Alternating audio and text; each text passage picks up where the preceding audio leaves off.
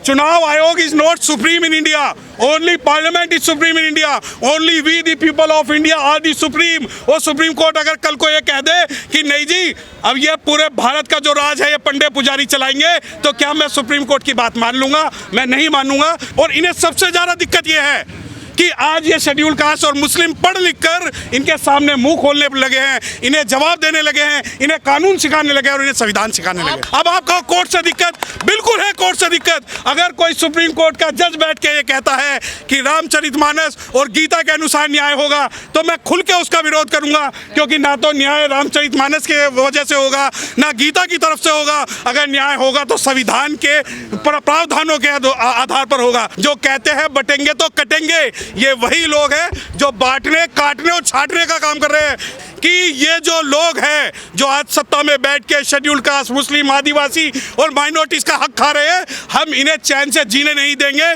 Bahujan Samaj party एकमात्र ऐसी party है जिसने खुल के ये कहा कि संविधान विरोधियों की इस पार्टी में कोई जगह नहीं है। जिस दिन राहुल गांधी इस बारे में बोल देंगे तो यकीन मानिए कि भारत का जो शेड्यूल कास्ट है, भारत का जो मुस्लिम है, मैं तो खुल के कहता हूं कि मुस्लिम जो है सबसे ज्यादा जो ठगा गया और चला गया, कांग्रेस के राज में ठगा गया और चला गया। और आज भी मुस्लिम जब तक हक परस्ती की बात नहीं करेंगे तब तक जो है ये कांग्रेस जो है इसी प्रकार हमारे हक और हुकूक मारती रहेगी। देखिए आज कांग्रेस के दफ्तर का जो घेराव है वो इसलिए है कि हम ईवीएम के विरोध में एक राष्ट्रीय आंदोलन तैयार करना चाहते हैं। और अब आप मुझसे सवाल पूछिए कि कांग्रेस का ही ऑफिस क्यों? क्योंकि कांग्रेस ही वो राड की जड़ है जो लेके आई थी। और अब ये देखिए कि शेर का भाई बघेरा, एक कुद्दन और दूसरा तेरा। अगर कांग्रेस पूरे भारत में जीत जाती तो वो मुंह में दही जमाकर पार्लियामेंट के अंदर बैठ जाती, क्योंकि उसे पता है कि हक और हुकूक जो शेड्यूल कास्ट और मुस्लिमों का छीनने हैं, हमें छीनने हैं। कांग्रेस ही वो पार्टी है जिसने मुसलमानों को अर्श से फर्श पे ला दिया, और कांग्रेस ही वो पार्टी है जो नूरा कुश्ती करती है देश को, संविधान को बचाने की। अगर हम कांग्रेस के ऑफिस के सामने अगर सवाल कर रहे हैं तो सवाल ये कर रहे हैं कि के विरोध में जब आप संविधान लेके सड़कों पर चलते थे, क्या आप संविधान को भूल गए हैं? क्या आप भूल गए हैं कि आंदोलन हमें लड़ना है? हाँ, अगर बहुमत से कांग्रेस जीत जाती तो यकीन मानिए ये वही क्लीन चिट देती जो आज भाजपा दे रही है। तो आप ये देखिए कि शेर का भाई बघेरा, एक कुद्दनो और दूसरा तेरा।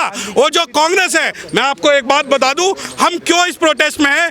यकीन मानिए कि जलते घर को देखने वाले फूस का छप्पर आपका है, कि जलते घर को देखने वाले फूस का छप्पर आपका है, उसके पीछे तेज हवाएं आगे मुकद्दर आपका है। और तेरे कत्ल पे मैं भी चुप था, मेरा नंबर अब आया और मेरे कत्ल पे तू भी चुप है, अगला नंबर आपका है। तो यकीन मानिए जितनी भी ये बच्चा पार्टियां हैं आरएसएस की और संघ की, चाहे वो कांग्रेस हो, चाहे वो समाजवादी हो, चाहे वो आम आदमी पार्टी हो, उन्हें हम चैन से जीने नहीं देंगे। और यकीन मानिए ये लड़ाई से ज्यादा संविधान बचाने की है, क्योंकि जो गांधी बचा तो रहे संविधान। ना ऐसा संविधान नहीं चाहिए कि जब पार्लियामेंट में जाकर बैठ जाएं और विपक्ष का नेता चुनने की बात आए तो शेड्यूल्ड कास्ट का जो विपक्ष का नेता है उसे ना चुने, किसी मुस्लिम को ना चुने।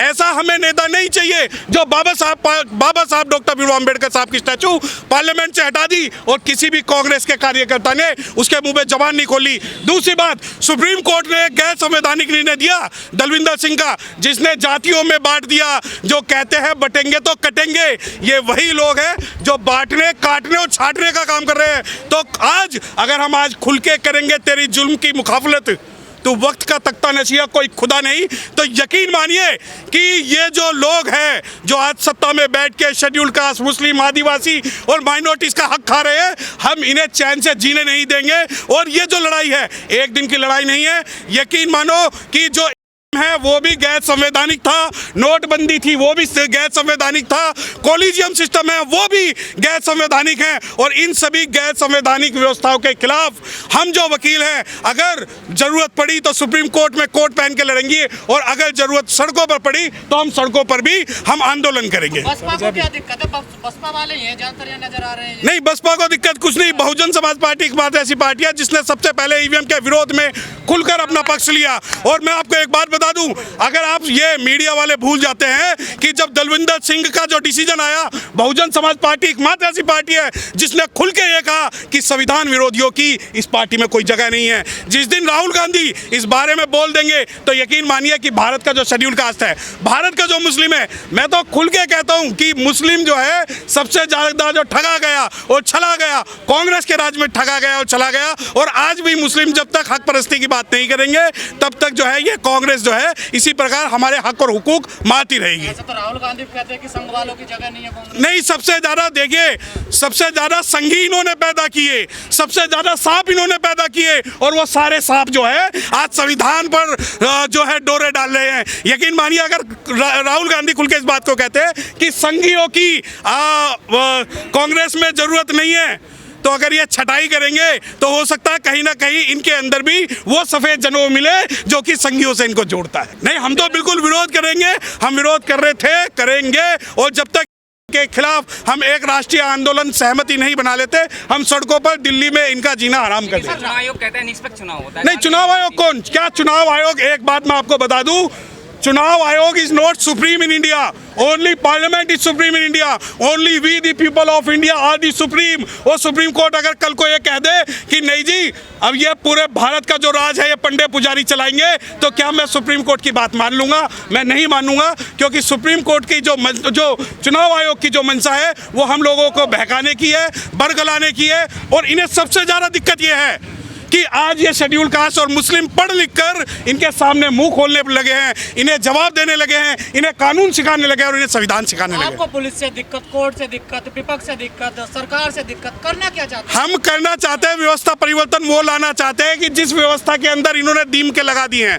जिन संविधान को जो है खत्म करना चाहते हैं। अब मुझे एक बात बताएं, हाँ पुलिस से दिक्कत है, मुझे दिक्कत है, आप ये बताओ क्या ये मेरा फंडामेंटल राइट नहीं है कि प्रोटेस्ट करना? क्या मैं आर्टिकल 19 का वायलेशन कर रहा हूं? परंतु आप उस सड़क पे जाके दिखा दीजिए, आपके आगे और पीछे से लाल कर देंगे। अब दूसरी बात कि हम पुलिस से क्यों नहीं डरते, क्योंकि हमारे पास एक बुलेट प्रूफ जैकेट है, ब्लैक कोट और संविधान जो हमें प्रोटेक्ट कर रहा है। अब आपको कोर्ट से दिक्कत, बिल्कुल है कोर्ट से दिक्कत। अगर कोई सुप्रीम कोर्ट का जज बैठ के ये कहता है कि रामचरितमानस और गीता के अनुसार न्याय होगा, तो मैं खुल के उसका विरोध करूंगा, क्योंकि ना तो न्याय रामचरितमानस के वजह से होगा, ना गीता की तरफ से होगा। अगर न्याय होगा तो संविधान के प्रावधानों के आधार पर होगा। अब आप मुझसे पूछिए कि दिक्कत, बिल्कुल कल तक आप ये जो लोग हैं, अरे अगर आज चुनाव आयोग अगर ये कहता है ठीक है तो जाके इलन मस्क को चैलेंज करे ना, जिसने इलन मस्क ने अभी जो पिछले महीने ट्वीट किया है कि yes it can be tempered